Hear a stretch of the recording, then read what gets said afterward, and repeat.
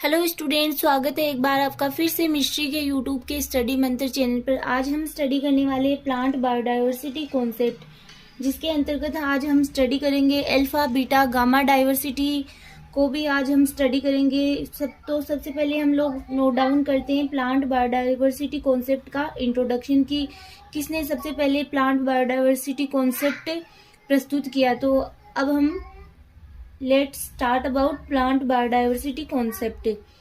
Plant biodiversity means variety in plants. यहाँ पे हम लोग प्लांट के रेफरेंस में पढ़ रहे हैं, तो किसमें वेराइटी या फिर बायोडाइवर्सिटी किसमें पाई जाती है? प्लांट्स में पाई जाती है। Plant biodiversity describe the richness and variety in plants. Plant biodiversity describe करता है कि प्लांट वेराइटी में कितनी प्रकार की वेराइटीज प्रेजेंट है, कितनी रिचनेस प्रेजेंट है। जीवों की जितनी डाइवर्सिटी हम देख रहे हैं वो पिछले ऑलमोस्ट 4 अरब ईयर्स, यहाँ पे अरब लिखा हुआ है, ईयर्स के कर्मिक डेवलपमेंट का रिजल्ट है। डाइवर्सिटी के बारे में इनिशियली ए नोर्स एंड REMC मानस ने बताया था, बट इसके बाद में जो शॉर्ट टर्म है वो वाल्टर जी रोजेन नामक साइंटिस्ट ने 1985 में दिया था। बट कई बार 1985 की जगह पे कई बार यहाँ पे 1980 भी आपको कई बुक्स में मिल जाएगा, तो आपको बिल्कुल भी इसके ऊपर डिस्टर्ब नहीं होना है। UNEP के अकॉर्डिंग बायोडाइवर्सिटी किसी एरिया की स्पीसीज में नेट जीन एंड इकोसिस्टम उस एरिया की डाइवर्सिटी होती है, अर्थात biodiversity refers to the number of organism found in a particular area. Biodiversity का मीनिंग होता है कि जैसे किसी भी पर्टिकुलर एरिया में पाई जाने वाली ऑर्गेनिज्म का नंबर उस एरिया की बायोडाइवर्सिटी कहलाती है। अमेजन ट्रॉपिकल रेन फॉरेस्ट की बायोडाइवर्सिटी सबसे अधिक होती है। बायोडाइवर्सिटी एडवर्ड विल्सन द्वारा जैविक संगठन के प्रत्येक लेवल पर प्रेजेंट डाइवर्सिटी को प्रेजेंट करने के लिए यूज किया गया। यह डाइवर्सिटी 3 लेवल पर पाई जाती है: genetic diversity, species diversity and ecological diversity. अब हम इन तीनों को 1 बाय 1 स्टडी करेंगे और इनके अंतर्गत भी अगर इनको कितने टाइप से क्लासिफाई किया गया उसको भी हम स्टडी करने वाले हैं। आपके जेनेटिक डाइवर्सिटी, आनुवांशिक विविधता। Genetic diversity that occurs within species. Genetic diversity is the biological variation that occurs within species. Genetic diversity है वो biological variation पर आधारित होती है कि जो species के मध्य present होती है। Gene based diversity is known as genetic diversity. कितनी easy और याद होने वाली definition है कि gene based diversity is known as genetic diversity. Genetic variation are mutation है, जेनेटिक रिकॉम्बिनेशन है and gene flow in the population. For example है अरबो ह्यूमंस के face different from each other. तो ये किसको शो कर रहे हैं कि एक प्रकार की जेनेटिक डाइवर्सिटी को शो कर रहे हैं। ये रीजन है जेनेटिक डाइवर्सिटी का। जेनेटिक डाइवर्सिटी के कारण ही स्पीसीज इन्वायरमेंट के अनुकूल हो पाती है। सेकेंड है आपके स्पीसीज डाइवर्सिटी। अब स्पीसीज डाइवर्सिटी को वैसे भी हमने पहले भी स्टडी कर लिया था कि इसके अंतर्गत आएगा आपके स्पीसीज रिचनेस और species evenness. Species diversity defined as the number of different species. इसके अंतर्गत एक तो हो गया number of different species present in ecosystem, ये कहलाता है क्या? Species richness. Species diversity consist of species richness and species evenness. तो ये स्पीसीज डाइवर्सिटी के 2 कंपोनेंट्स है कि एक तो हो गया कि स्पीसीज रिचनेस और दूसरा species evenness.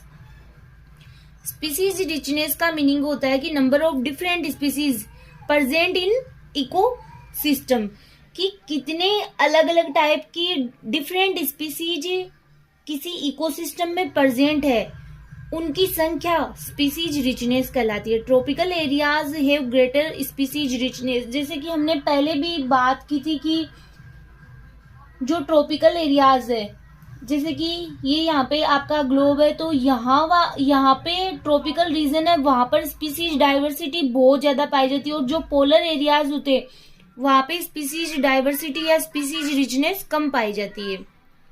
Species evenness, relative abundance of individual of each of these species, की जो अलग अलग टाइप की स्पीसीज है उनकी कितनी अबंडेंस प्रेजेंट है वो कहलाता है species evenness. High evenness leads to greater species diversity. अगर हम लोग इनके डिफरेंस की बात करें, आप इनको ऐसे समझ सकते हो, स्पीसीज रिचनेस प्रजातीय समृद्धि जिसे कहा जाता है, और स्पीसीज इवेनेस प्रजातीय समरूपता। की रिचनेस का मीनिंग किसी निश्चित क्षेत्र में विभिन्न प्रजातियों की संख्या कितनी है। अधिक प्रजातियों की संख्या होगी, अधिक स्पीसीज की संख्या होगी, इसका मतलब कि वहां की समृद्धि अधिक है, रिचनेस अधिक है। और स्पीसीज इवेनेस प्रजातीय समरूपता की कोई भी क्षेत्र है उसमें स्पीसीज की सापेक्षिक प्रचुरता कितनी है, कि प्रजातियां कितनी समान रूप से वितरित है, इसे कहा जाता है स्पीसीज इवेनेस। थर्ड है आपके इकोलॉजिकल डाइवर्सिटी, पारिस्थितिकी विविधता। Ecological diversity defined is the variation in ecosystem with in an geographical location. Ecological diversity is the largest scale of biodiversity. फिर आपके मेजरमेंट ऑफ बायोडाइवर्सिटी का मेजरमेंट किस प्रकार से किया जाता है, ये इसके अंतर्गत ही है, बट ये तो यहाँ तक कंप्लीट हो चुका है। जो आपके तीन है, जेनेटिक, स्पीसीज और इकोलॉजिकल डाइवर्सिटी, यहाँ तक कंप्लीट हो चुका है, ये आपके हो गया। फिर मेजरमेंट ऑफ बायोडाइवर्सिटी का मेजरमेंट है किस प्रकार से किया जाता है, कितने टाइप से हो सकता है। इसका मेजर 3 टाइप से कर सकते हैं। फर्स्ट है alpha diversity, beta diversity and gamma diversity. First है आपके alpha diversity. Alpha diversity refers to diversity on a local scale पर पाई जाने वाली डाइवर्सिटी को किसके अंतर्गत मेजर किया जाता है, अल्फा डाइवर्सिटी के अंतर्गत।